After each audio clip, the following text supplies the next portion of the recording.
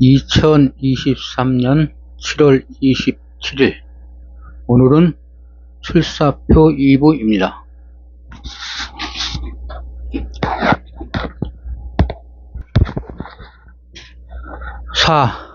성경과 불경.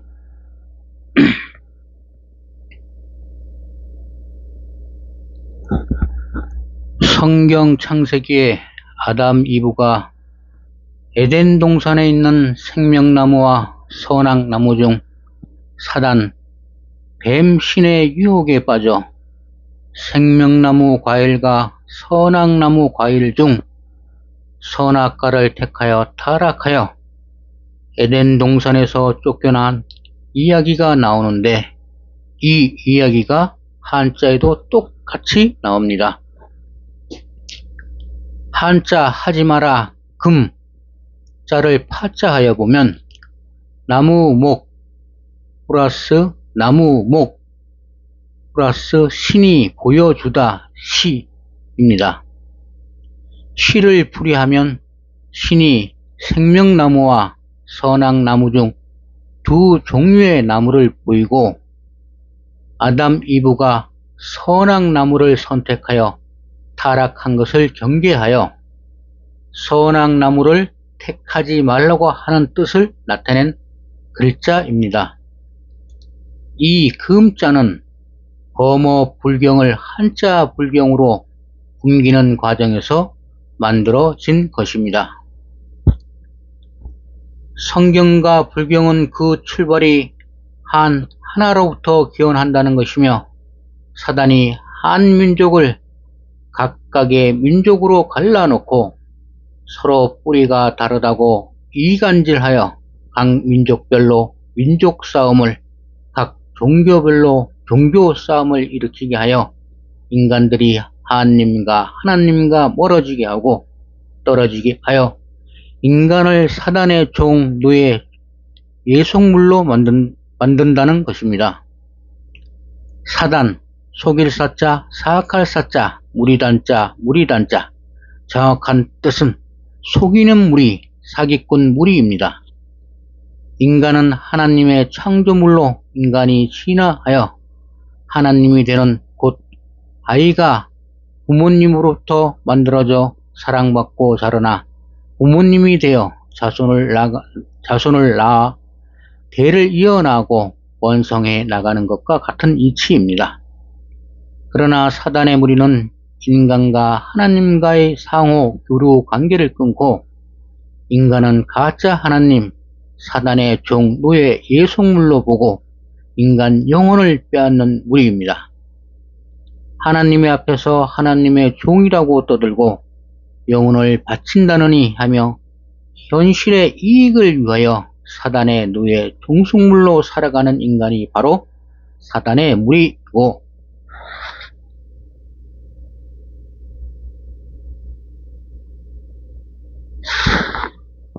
하나님 앞에서 저는 하나님의 자식이니 저희를 지켜주시고 키워주시오.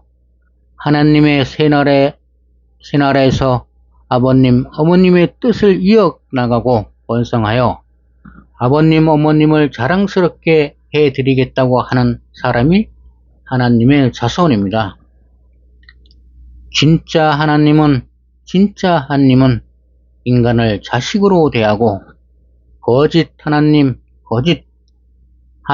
사단은 인간을 종, 노예, 종속물로 대하여 그리고 이용하여 쓰다가 이용 가치가 없어지면 헌신짝 버리듯 버립니다.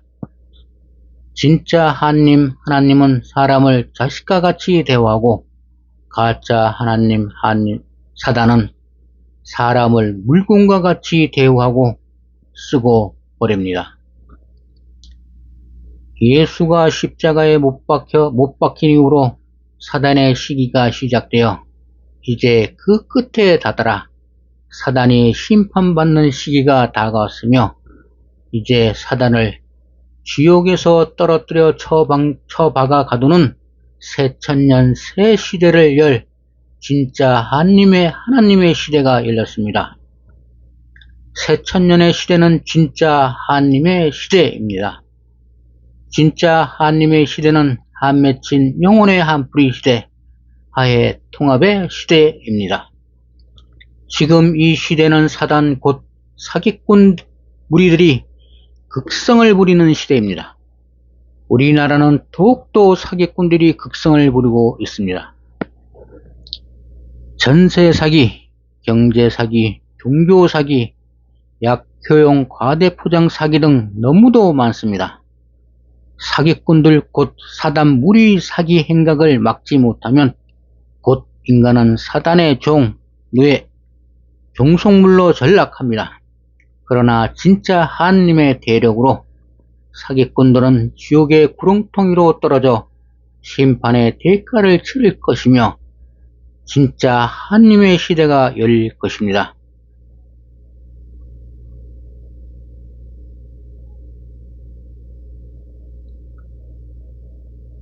꿈이 있고 꿈을 꾸는 사람은 진짜 하느님에게로 모이십시오. 꿈이 없고 꿈을 꾸지 못하는 사람, 사단에게 영혼을 판 사람은 사단에게 가십시오. 가서 곧 사단과 함께 지옥의 구렁텅이로 떨어져 심판의 대가를 영원히 받으십시오. 모든 예언서의 예언은 곧 실현될 것이며 꿈이 있고 꿈을 꾸는 사람은 진짜 하느님의 은혜를 받아 자자손손 하느님과 함께 살아갈 것입니다. 5. 문장 설명.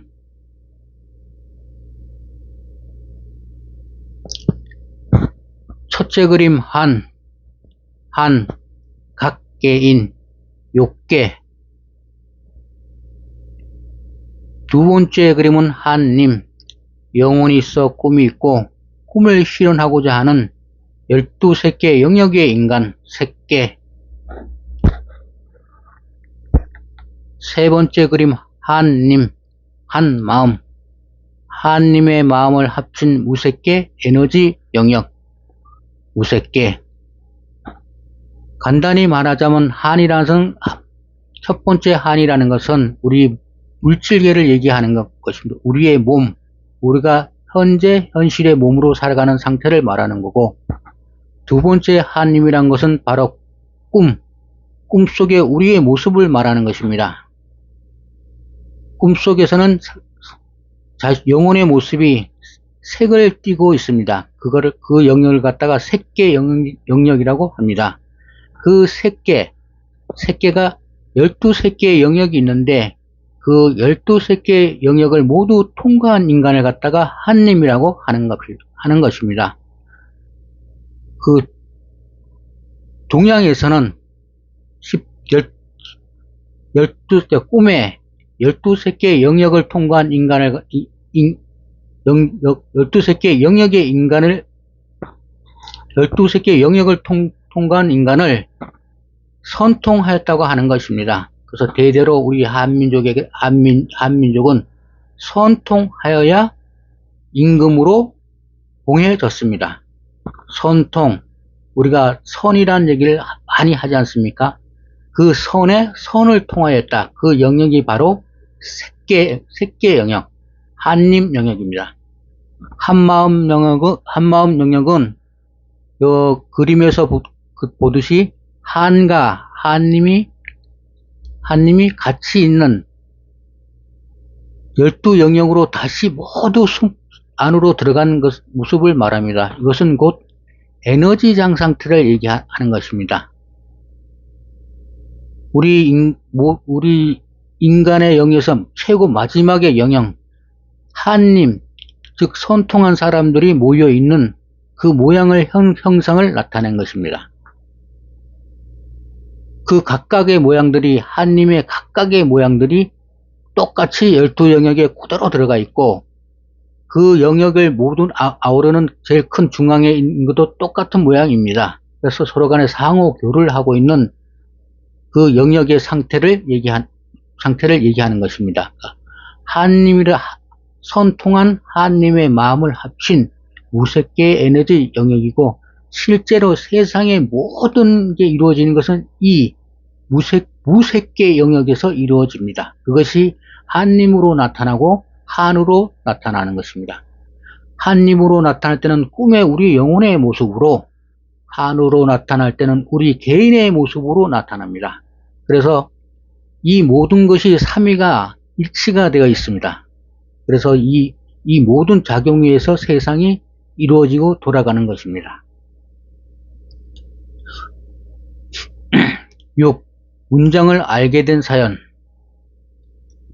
한림 문장을 알게 된 것은 꿈에 돌아가신 우리나라 톱 여배우셨던 최모모 씨가 자신이 지장보살이며 자신의 한을 풀어달라고 하며 우리 한민족 12지파를 상징하는 12개의 원이 한림을 중심으로 12개의 색을 띠고 서로 상호 연결되어 하나 되어 돌아가는 형상을 보여주었습니다. 우리나라 톱 여배우셨던 최 씨가 바로 지장보살의 하신이었습니다. 마음속에 한만 가득 찬 우리 한민족의 한을 풀어 우리 한민족이 다시 세계의 주인이 되게 해달라고 새 천년의 주인이 되어 우리 한민족이 세계를 초월롭게 잘 다스려 달라고 하였습니다. 7. 한민족 족장이라고 칭하게 된 계기. 저는 수행을 하면서 영안이 잠깐 열려 귀신영가를 본 적이 있으나 제가 극도로 싫어해서 스스로 거부하여 영안을 닫아 지금은 귀신영가를 보지는 않습니다. 영안이 닫히는 것은 쉽습니다. 본인이 거부하면 되는 것입니다. 영안이 열린 것은 한편으로 대단한 능력이지만 한편으로는 저주의 능력입니다. 보통 귀신영가의 형상은 대단히 보기 흉합니다.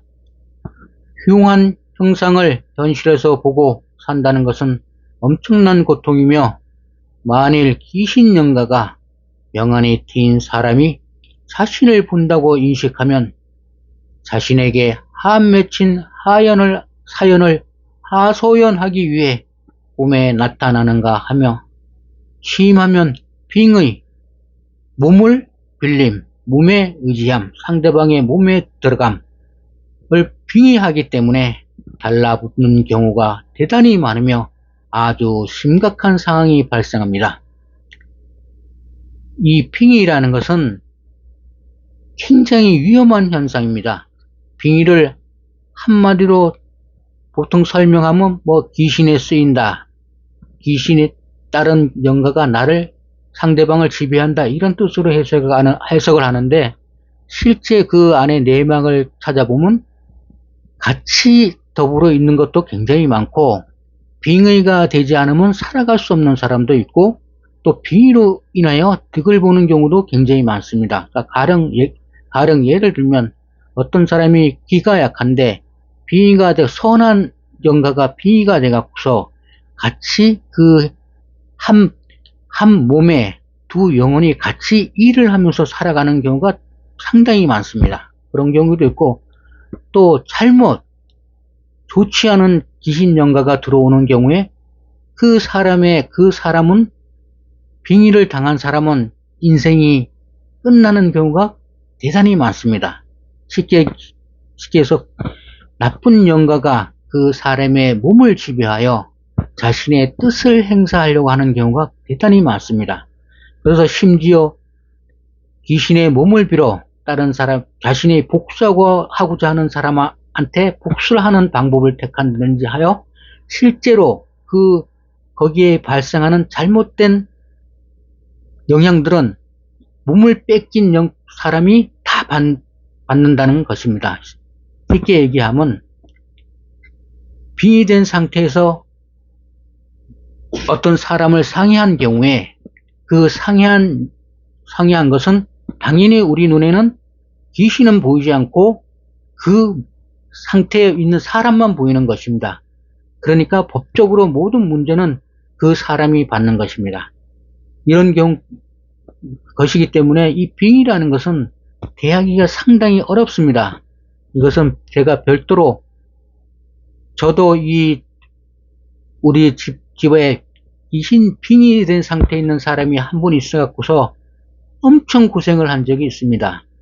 그리고 현재 우리 사회를 살아가는 사람들의 한 70% 이상이 빙의 상태에 살아가고 있다고 보는 게 맞습니다. 그러니까 같이 더불어 가고 있다는 사람들이 굉장히 많습니다. 빙의는 다음에 종교 분야에서 구체적인 사례를 들어 다시 한번 설명드리겠습니다. 귀신영가는 두려운 존재가 아니며 우리 꿈속의 모습, 우리 죽은 모습, 우리의 영혼입니다. 제가 귀신영가와 소통하거나 쫓아내거나 성불하게 하는 것은 꿈속이며 꿈속에서의 저의 영혼이 이 일을 처리하며 저는 그 상황을 정확히 파악하고 기억합니다.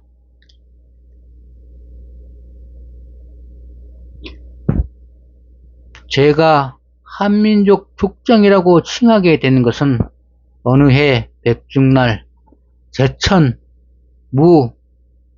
절에 갔는데 절에 너무도 많은 좋은 모습이 아닌 상처난 얼굴 등 각양각색의 안 좋은 모습의 귀신 영가가 절에 무더기로 살고 있는 것을 꿈에 정확히 보았습니다. 그러자 제 영혼이 귀신 영가들에게 왜 가야 할 곳으로 가지 않고 절에서 먹고 자고 살고 있느냐?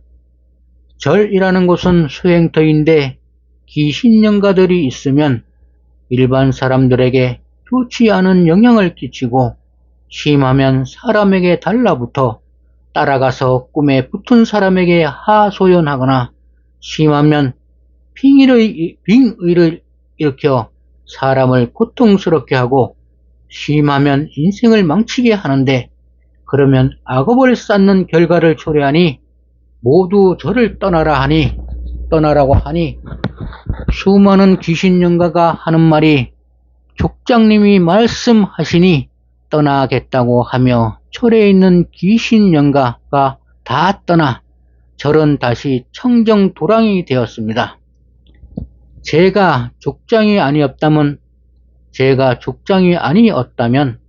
그 수많은 귀신 영가를 어떻게 저 혼자서 다 상대하며 어떻게 천도 성불시켰겠습니까?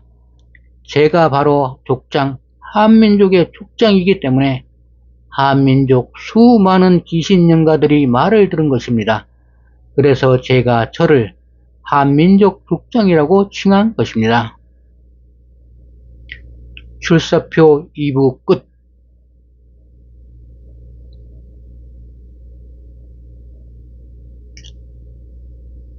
주문. 한님 한 마음. 한님 한 마음. 한님 한 마음.